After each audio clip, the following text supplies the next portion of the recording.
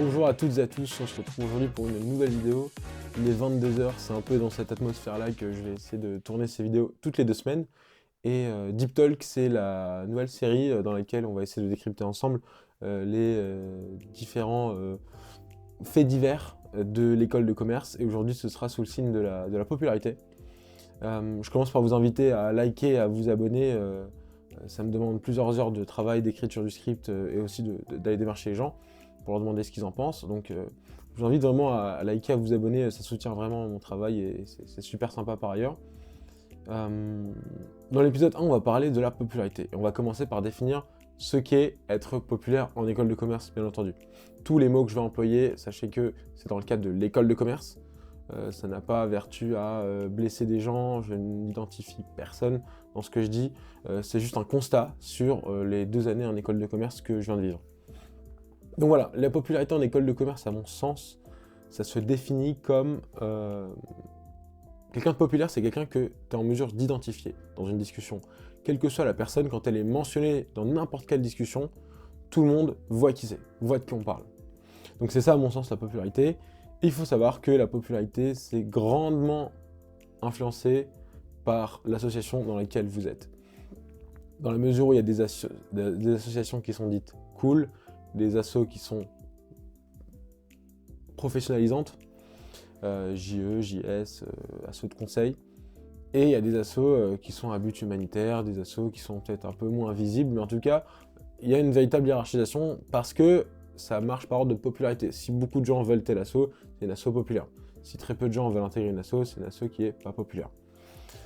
Donc, moi j'ai identifié 3 types de personnes populaires en école. Vous me direz si vous êtes d'accord, pas d'accord, pourquoi. Je pense que c'est assez intéressant d'échanger ensemble autour de ça. Moi j'identifie d'abord les infatigables. Pardon. Les infatigables pour moi c'est ceux qui sont présents à tous les événements. Tous les événements, les mecs sont là. Ils sont là jusqu'à la fin, ils sont là du début jusqu'à la fin, ils sont présents à tous les événements, toutes les soirées, tous les galas, tout, ils font tout. Et je trouve que c'est des gens qui ont une énergie assez folle.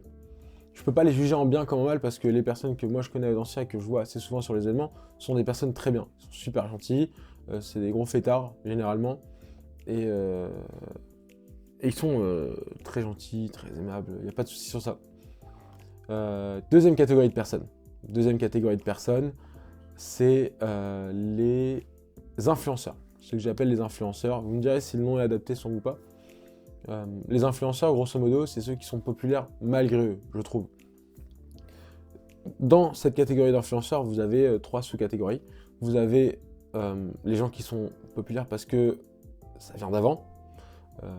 Exemple, des noms de famille à particules, des noms de famille qui évoquent quelque chose. Exemple, il y a une fille Louboutin à Audencia. Et donc tout le monde connaît plus ou moins parce qu'ils peuvent identifier la marque. Ensuite, vous avez les sportifs de haut niveau, les gens qui sont présents à tous les événements, qui représentent l'école. Donc c'est des gens qu'on voit assez souvent, que ce soit sur la com, sur les événements.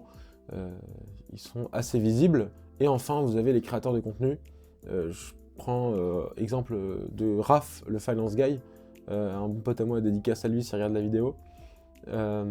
Ces gens-là, en fait, ils sont populaires malgré eux parce que tout le monde les a déjà vus soit sur les réseaux, soit sur des meet-up, mais essentiellement sur les réseaux. Troisième catégorie, et ça me fait mal au cœur de la citer, mais c'est la réalité, c'est un peu les pourris. Moi, je les appelle les enflures. Les enflures, c'est une réalité, c'est des gens qui ne se comportent pas de la même manière avec tout le monde, qui fonctionnent beaucoup par statut, par intérêt, et c'est des gens qui aiment, somme toute, les projecteurs. Ils aiment, dirons-nous, les caméras. Ils vivent pour les caméras, c'est-à-dire qu'il y a différents assos, il y a des assos qui viennent filmer ce qui se passe de juteux dans les soirées, et donc ces gens-là, ils veulent être sur tous les recaps, sur toutes les affiches. Bref, c'est des gens qui veulent être affichés partout, et c'est leur volonté propre. Donc je trouve ça assez déplorable parce que c'est des gens qui traînent avec aussi d'autres gens par intérêt, et ils ont aspiration à intégrer les grandes assos, les dites grandes assos, avoir des postes à responsabilité sans forcément endosser le rôle derrière. Ils veulent juste avoir le titre, mais pas les responsabilités qui vont avec. Donc moi, c'est des gens que j'apprécie pas beaucoup, à dire vrai, parce que c'est pas des gens avec qui tu peux construire une amitié durable. Mais enfin, ça c'est très particulier parce qu'il faut comprendre que l'écosystème école de commerce, c'est très fermé. C'est des gens, quand on est dedans, on est assez coupé du monde. Donc c'est difficile d'avoir un jugement objectif sur ces gens-là. En groupe, ils sont infects, et individuellement, ils sont super sympas. Et ça, c'est souvent l'effet de foule. Et il me semble que c'est... Il y a un bouquin sympa que j'avais lu à l'occasion quand j'étais en prépa, sur la psychologie des foules. Il me semble que c'est Psychologie des foules de Gustave Le Bon. Et donc il explique le comportement, comment contrôler les foules, et comment les foules, les individus évoluent quand ils sont dans une foule et individuellement. C'est assez intéressant. Si vous avez envie d'aller consulter ce bouquin ou lire un résumé rapide, il me semble qu'il y en a quand même beaucoup sur YouTube. Et c'est un bouquin qui est assez intéressant. Mais ces gens-là sont différents. Je ne sais pas pourquoi ils agissent comme ça. Je ne sais pas comment on peut autant faire varier son comportement. Moi, j'ai déjà vu des choses pas top. Un mec qui te parle face à face le midi, il est sympa avec toi, il dit bon bah c'est super ce que tu as fait hier, super votre événement, j'ai vraiment adoré. Et le soir même, quand il est avec une bande de potes, il te crache dans le dos. Et c'est le genre de trash talk que moi j'apprécie pas beaucoup. Je suis pas sûr que les gens qui font ça s'en rendent compte. Mais c'est comme ça. C'est comme ça, je pense que ce sera pareil dans le milieu professionnel, faut pas être aveuglé, faut pas être aveugle, pardon. Et pas sûr de pouvoir échanger quelque chose, si ce n'est ne pas y contribuer. Être droit dans ses bottes et puis faire le boulot quand il faut faire le boulot, quoi. Maintenant, les avantages de la popularité et les inconvénients. À mon sens, il y a quand même des avantages à être populaire. T'as quelque part un accès privilégié aux événements.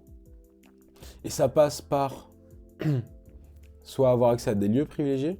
Exemple, quand nous, on était au warehouse, bah, il y a certaines personnes qui avaient le droit d'accéder à la scène principale qui était réservée quand même à très très peu de monde, que les DJ ou alors président d'assaut DJ, etc.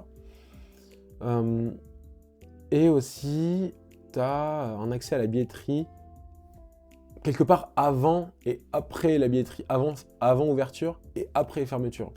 Et puis, c'est comme ça, les gens ont envie d'être amis avec toi, soit parce que tu es sympathique, soit parce que tu as un titre à responsabilité, soit parce qu'ils ont un intérêt à être pote avec toi.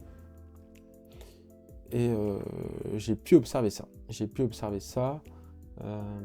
Les gens populaires ont aussi un désavantage, je pense que c'est avoir l'assaut que tu veux, quel que soit l'assaut.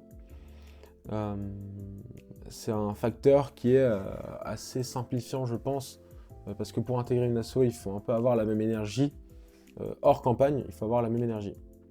Maintenant, les inconvénients, et après les inconvénients, on passera au paroxysme de la popularité, les moments où tu vois véritablement qui est populaire. Les inconvénients, à mon sens, il y en a quand même pas mal.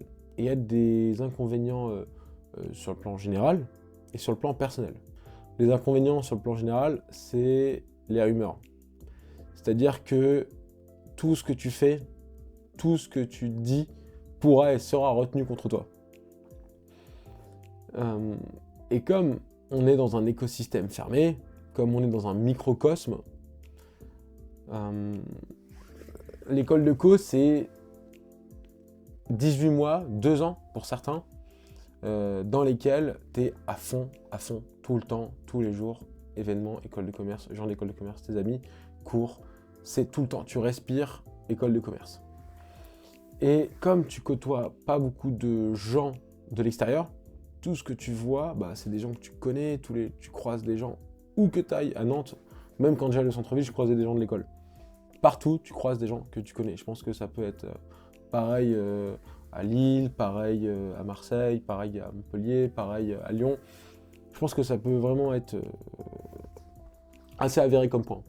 Et donc, comme on côtoie très peu de gens de l'extérieur, dès qu'il se passe une folie sur un type qui est populaire, je sais pas, encore une fois, c'est des trucs stupides, hein, mais il s'est passé machin avec machin, et bah ça va faire effet de tsunami dans un verre d'eau. Donc tout est un peu amplifié, et il y a des assos qui s'occupent de... comment dire ? Il y a des assos qui s'occupent de filmer ça, de répandre des rumeurs. Il n'y a pas d'assos qui, à proprement parler, répandent des rumeurs. Enfin, c'est plus les gens de certaines assos qui répandent des rumeurs.